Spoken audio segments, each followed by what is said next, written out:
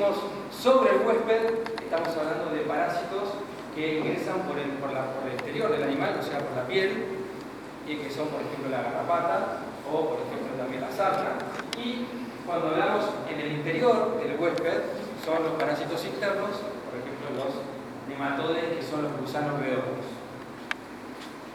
La primera clasificación que tenemos que hacer cuando hablamos de parasitosis es parasitosis interna o parasitosis externa. Cuando hablamos de interna, son todos los parásitos que ingresan por la vía digestiva, en algunos casos algunos terminan en la respiratoria y terminan haciendo daño sobre el animal y terminan contaminando la pastura.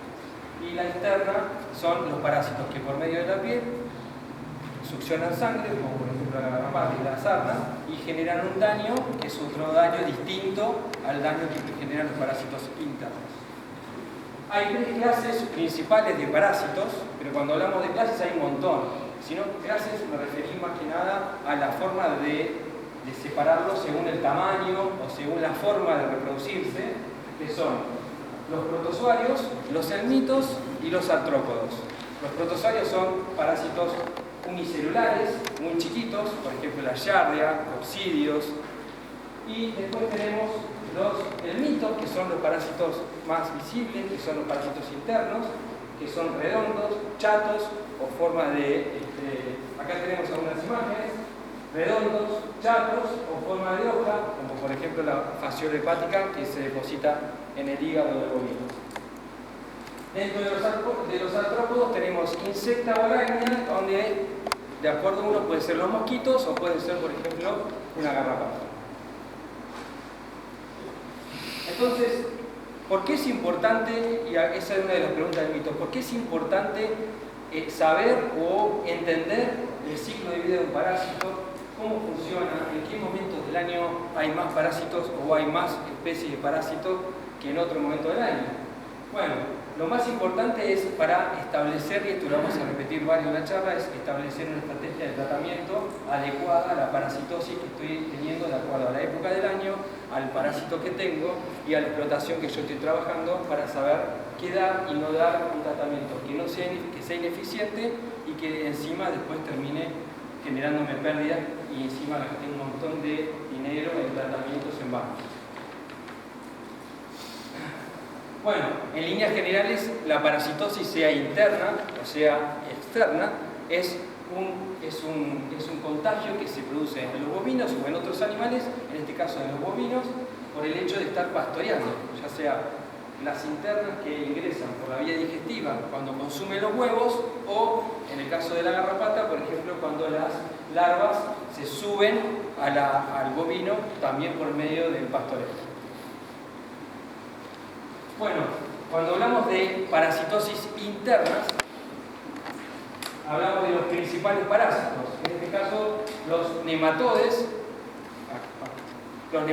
que son los parásitos redondos, en líneas generales, los trematodes, que son los que tienen forma de hoja, por ejemplo, vuelvo a lo mismo, el más conocido es la fasciola hepática, que es un parásito que necesita un ciclo, necesita un huésped intermediario, que es el caracol, para poder hacer su ciclo. Y los céstodes, que son los planos, que son acá, por ejemplo, son los chatos, por ejemplo, las tenias, que también se pueden depositar en el tracto digestivo. Por supuesto que todos estos parásitos, una vez ingresados al organismo y en un nivel superior a lo que realmente puede soportar el bovino, empieza a generar deterioro sobre la condición corporal, sobre la ganancia de peso y sobre todo lo que es la parte de performance, de lo que es productiva y reproductiva del animal. Bueno, estos son un poco los nematodes, los parásitos redondos más importantes que encontramos en líneas generales, ¿no? Tenemos Ostertagia, Haemonchus, y esos dos tipos de parásitos se van a hospedar y van a hacer su ciclo en el agomaso, el Trichostronchylus, Copelia y Nematodilus, que se van a alojar en el intestino delgado, digamos. Ahora vamos a ver un ejemplo de un ciclo de un parásito, donde van a ver que la fase parasitaria la hace algunos sobre el agomaso, en el estómago del bovino, y otros en el intestino delgado. Este es un ejemplo de nematode, y acá lo que les decía recién, el parásito tiene una fase parasitaria, eso dentro del animal, y una fase libre que lo hace en el medio ambiente, en la pastura, ¿no? Líneas generales, el animal, digamos, por medio de la boca, larga los huevos, esos huevos van a la pastura. Después, obviamente que todo esto va a depender mucho, y lo vamos a charlar después, en las condiciones ambientales, temperatura, humedad, lluvia. Todo eso hace que ese huevo, esas larvas, se empiecen a diseminar el pasto y empiece a o favorecer o desfavorecer el desarrollo del ciclo del parásito.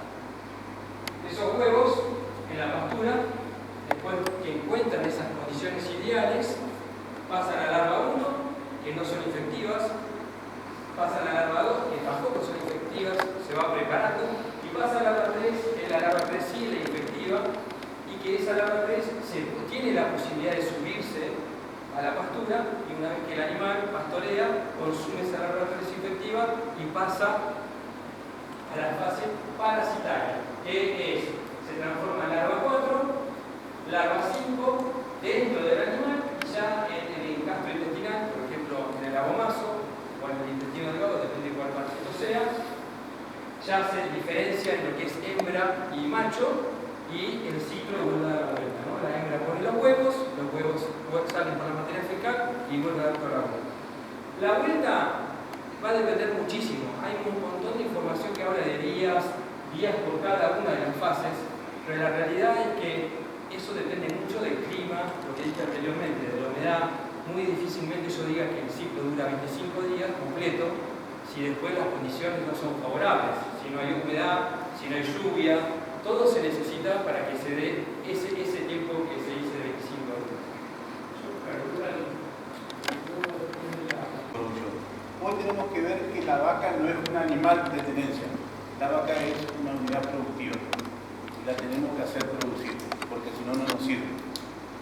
En ese compromiso hoy el Palenque está a full con todos ustedes, para asesorarlo, para guiarlo, para acompañarlo en línea de crédito, en productos. Recién terminamos con Rodolfo de hacer una bonificación por la puntualidad de todos ustedes. Llegaron más o menos en alrededor de 15 minutos de las 8, o sea que en el periodo de, no ahora para que no salgan a comprar rápido, sino a partir de mañana hasta el 20 de octubre, van a tener en todos los productos de la línea de Broadway un 15% de bonificación. Sea de contado, sea 15 días, 20, o lo charlamos como ustedes quieran. Es para que lo puedan incorporar. Eso es algo que cerramos recién y les quería dar la noticia para que después lo puedan aprovechar a Carlos ahora que viene. Y en realidad era más para opacarlo, porque yo con esa noticia del 15% sé que ustedes van a estar más contentos que no escucharlo a Carlos. Tal cual. Bueno, gracias Juan. No hay ninguna pregunta con respecto a esta charla de Juan, así que nos quedamos en manos de lo que puede pasar con las principales variables económicas en los próximos meses, las que nos interesan desde el punto de vista empresario, básicamente, y que llevemos eso al análisis del mercado de granos y del mercado de carne, en general vacunos, porcinos, etc. Vamos a charlar un poco sobre todo. La idea es que hablemos de lo que puede pasar en los próximos meses y mirando a los primeros meses del año que viene. Entonces vamos a hablar del dólar, de las tasas de interés, de la presión impositiva, de la inflación y del nivel de actividad económica, y por supuesto de lo que está pasando en Chicago con los granos, lo que puede ocurrir, y también las cuestiones del mercado de carne vacuna sobre todo. Alguno de ustedes dirá que tenés la bola de cristal. No tengo la bola de cristal, pero digamos que hay cosas que son más probables y otras menos probables. Y la idea es que ustedes se lleven de aquí más elementos para tomar decisiones, porque finalmente van a tener que tomar decisiones en los próximos meses, y la idea es entonces que les podamos acercar algunas probabilidades sobre las decisiones que van a tomar que les puedan ser útiles. Y eso lleva entonces a una aclaración importante. Yo soy asesor de empresas, no me dedico a la política. Así que en realidad yo voy a hablar de lo que me parece que va a ocurrir, no de lo que me gustaría que pasara. No sé si se entiende la diferencia. No, porque tiene que pasar tal cosa. No vamos a hablar de eso porque empresarialmente es inútil, no tiene sentido. Vamos a decir, bueno, probablemente va a pasar esto. Y si eso va a pasar, cada uno de ustedes dirá, entonces esta decisión no la voy a tomar, voy a tomar esta otra. Entonces vamos a intentar no emitir ningún juicio de valor sobre lo que está ocurriendo, si me gusta, si no me gusta, si es lindo, si es feo, sino en realidad decir, bueno, probablemente las cosas van a ir por este lado en los próximos meses, y mirando al año que viene, y en función de eso cada uno de ustedes sabrá qué decisiones toma, cuáles no, dónde está más complicado y dónde puede avanzar mejor en los negocios. Vamos a hacer una lectura de la hoja de ruta de este gobierno, más allá de los próximos meses, porque es importante marcar lo que este gobierno está tomando como decisiones. Y en realidad, ustedes dicen, ay, te equivocaste de imagen. No, cuando Milei ganó las PASO el año pasado, a los 3 días, el Fondo Monetario Internacional lo llamó, le pidió un Zoom, una reunión por Zoom. Y en esa reunión le hizo una sola pregunta, el Fondo Monetario a Milei. Le dijo, si usted es presidente, ¿qué política económica va a llevar adelante? Y Milei les recitó el plan de convertibilidad de la década del 90. Se los recitó. Y algunos de ustedes lo habrán escuchado a Milei, que tiene una gran admiración por Carlos Menem, ¿no es cierto? Lo dicho muchas veces. Y hasta hace 3 o 4 meses decía que lo admiraba mucho Domingo Cavallo también. Ahora no lo menciona tanto, porque Domingo Cavallo cada vez está más crítico, en realidad, y está enviando críticas a lo que está haciendo el presidente de la Nación. Pero este es el plan de convertibilidad de la década del 90, que nos sirve una cosa didáctica también para entender lo que este gobierno está haciendo. El plan de convertibilidad de la década del 90 tenía 4 patas, no una. Tenía 4. Apertura económica con aceleración de importaciones, gran apertura de importaciones, desregulación de los mercados, los más grandes, aquí presentes recordarán que teníamos Junta Nacional de Grano, teníamos un montón de organismos regulatorios, los eliminaron a todos. Había una ley de convertibilidad, que era una de las patas de ese plan, y después la reforma del Estado y el equilibrio fiscal. Este era el plan de la década del 90. El plan de este gobierno tiene 4 patas, 3 de las cuales son las mismas.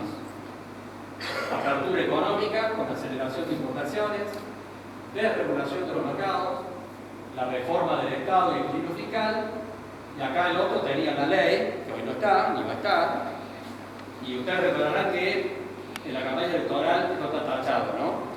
Milei hablaba de dolarizar la economía argentina, eliminar el Banco Central, ¿está bien? Pero nada de eso va a pasar. Ni ha ocurrido hasta acá, ni va a ocurrir en los próximos meses, ni el año que viene. Ahora, nos sirve repasar lo que está pasando aquí. Ustedes dirán, bueno, apertura económica, aceleración de importaciones, esto no está funcionando tanto. No, hay un proceso claramente de apertura económica y aceleración de importaciones, pero ese proceso no va a la velocidad que el gobierno le gustaría. ¿Por qué no va a la velocidad que le gustaría? Porque no hay dólares. Faltan dólares. Si hubiera más dólares en el sistema, se aceleraría el proceso de importaciones. Yo que quiero contarles 2 anécdotas porque en realidad lo importante para mirar acá es que esto va a avanzar de cara al año que viene. Para muchos de ustedes, para todos ustedes, ese proceso de cara al año que viene va a ser positivo. Porque va a haber más importaciones que van a bajar los precios de equipamientos, de bienes de capital, de insumos, precios que van a seguir bajando en el proceso de apertura económica. Les doy 2 ejemplos muy cercanos. Hace 20 días estaba dando una conferencia en una localidad de Córdoba.